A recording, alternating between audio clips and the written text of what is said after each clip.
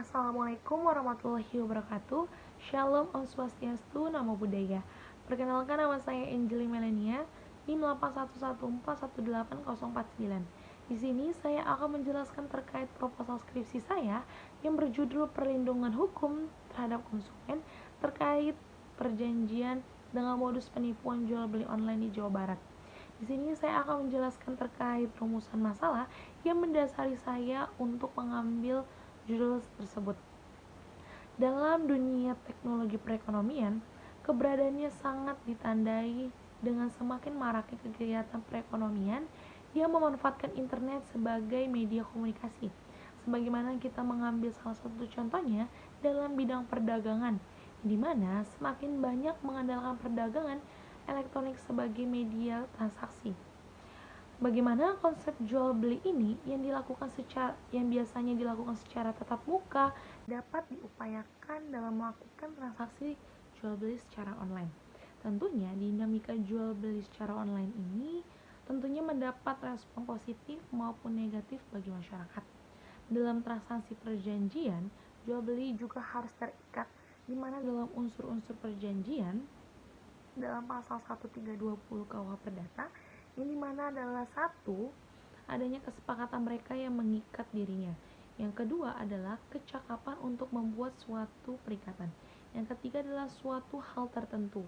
Yang keempat adalah suatu sebab yang diperkenankan.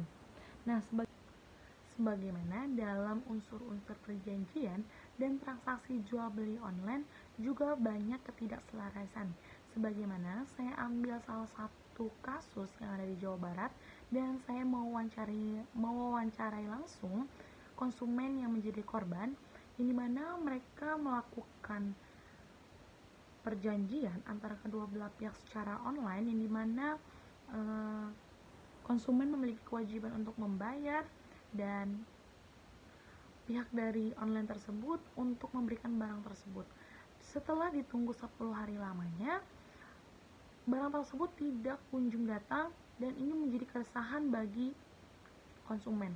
Akhirnya konsumen menghubungi pihak online tersebut, namun tidak ada respon balik dari pihak tersebut. Malah dan akun dari pihak online tersebut juga mengganti namanya sehingga tidak dapat terdeteksi. Inilah yang menjadi keresahan bagi konsumen, yang dimana dan kerugian tersebut mencapai jutaan rupiah. Tentunya hal tersebut menimbulkan suatu pertanyaan, apakah konsumen dapat melaporkan ke pihak berwajib dan menuntut yang sudah ditransaksikan itu kembali, mengingat akun dan nomor tersebut sudah tidak aktif dan sudah terblokir. Oleh karena itu, saya tertarik sebagai penulis untuk melakukan penelitian yang berjudul Perlindungan Hukum terhadap Konsumen terkait perjanjian dengan modus penipuan jual beli online di Jawa Barat. Oleh karena itu, saya merumuskan dua rumusan masalah. Yang pertama adalah seperti apa bentuk faktor penipuan dengan modus perjanjian jual beli terhadap konsumen. Yang kedua yaitu adalah bagaimana upaya perlindungan konsumen terkait perjanjian dengan modus penipuan jual beli online. Landasan teori saya adalah landasan perlindungan konsumen dan landasan keadilan. Dan landasan konseptual saya yang pertama adalah konsep unsur-unsur perjanjian. Landasan konseptual saya yang kedua yaitu adalah konsumen sebagai korban. Dan landasan konseptual saya yang ketiga adalah upaya perlindungan konsumen terhadap transaksi jual beli.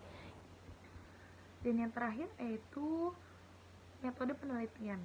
Pendekatan penelitian saya tersebut menggunakan pendekatan yuridis normatif dan yuridis empiris dengan menganalisa unsur-unsur perjanjian yang terkandung dalam pasal 1320 KUH Perdata tentang syarat-syarat terjadinya perjanjian kedua belah pihak dan dalam penerapannya terhadap kasus penipuan dalam transaksi jual beli online. Dan untuk menjawab kedua masalah tersebut yang ada dalam penelitian ini melalui penelitian di lapangan. Dan yang kedua itu adalah jenis penelitian. Metode yang saya gunakan yaitu adalah penelitian kualitatif, yang dimana Penelitian ini lebih menekankan pada aspek pengukuran secara objektif terhadap kasus perjanjian dengan modus penipuan dalam transaksi jual beli online. Dan untuk dapat melakukan pengukuran tersebut, setiap kasus yang dapat dijabarkan masuk dalam beberapa komponen, seperti latar belakang kasus, perbuatan yang dianggap melanggar hukum, dan pihak-pihak yang terkait. Setiap komponen masalah yang ditentukan diukur dengan memberikan keterangan berupa uraian fakta lapangan yang berbeda-beda sesuai dengan kategori informasi yang berkaitan dengan variabel tersebut.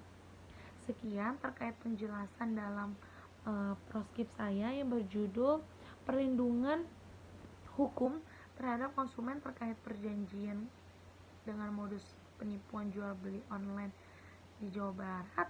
Mohon maaf apabila ada kesalahan tutur kata yang kurang berkenan. Semoga dapat bermanfaat bagi kita semua. Terima kasih.